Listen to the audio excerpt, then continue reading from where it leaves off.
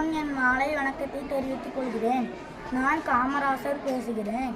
நான் 1903ஆம் ஆண்டு ஜூலை 15ஆம் தேதி விருதுநகரில் பிறந்தேன். என்னுடைய தந்தை குமாரசாமி, என் தாய் சிவகாமி அம்மையார்.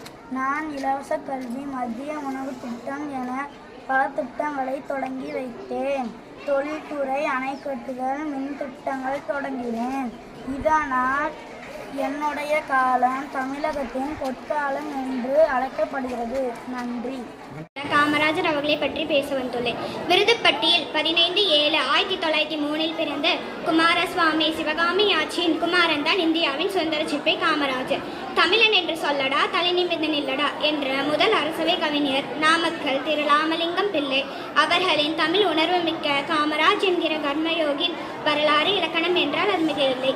திண்ணை பள்ளியில் நொண்டிவாதியார் என்று அழைக்கப்பட்ட ஆசிரியரிடம் தொடக்க கல்வியை தொடங்கி தனது குடும்ப சூழ்நிலையால் தனது படிப்பை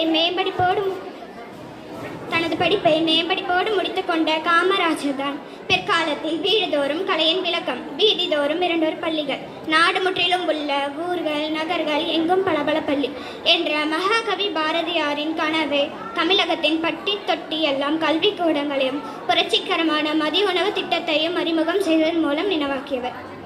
வேலூர் சிறையில் பரத்சிங்கின் நண்பனான ஜெயதேவ், கமல்நாத் வாரி ஆகியோரோடு தொடர்பில் இருந்த காமராஜரின் மீது ஜான் ஆண்டர்சனை கொலை செய்ய முயற்சித்ததாக சதி வழக்கு புனைந்தார்கள் பரங்கியர்கள்.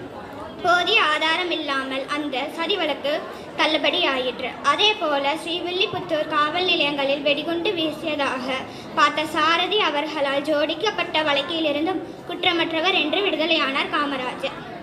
தென் தமிழகத்தில் பொதுக்கூட்டங்களில் தீவிர விடுதலை வேட்கையை விதை கொண்டிருந்த திரு வி.க. டாக்டர் வரதராஜ் ஜோலு, ஜார்ஜ் ஜோசப் என்ற கருத்துக்கள் காமராஜருக்கு மிகவும் உரமூட்டின. தனது 16 வயதில் காங்கிரஸில் தொண்டராக இணைந்த காமராஜர் அவர்கள் தனது 20 வயதில் தேசத்தந்தையான காந்தியடிகளின் அறிவுரைப்படி கள்ளுக்கடை மறியலுக்கு தலைமை தாங்கி வழிநடத்தினார். இவ்வாறு குடும்ப வாழ்க்கை, ஆட்சி முறை என அனைத்திலும் சிறந்து விளங்கியவர். அரசியல் மூலம் மிக உயர்ந்த இடத்திற்கு போனாலும் தனது வாழ்நாள் முழுவதும் எளிமையாக வாழ்ந்தவர். தன்னலம் கருதாமல் பிற நலம் கருதி வாழ்ந்த தியாக செம்மல் பெருந்தலைவர் காமராஜர் ஆவார். புகழின் உச்சத்தை அடைந்த காமராஜர் 1975ஆம் ஆண்டில் உலகை விட்டு பிரிந்தார். நன்றி. வாழ்ந்து மறைந்தவர்கள் பல கோடி பேருண்டு.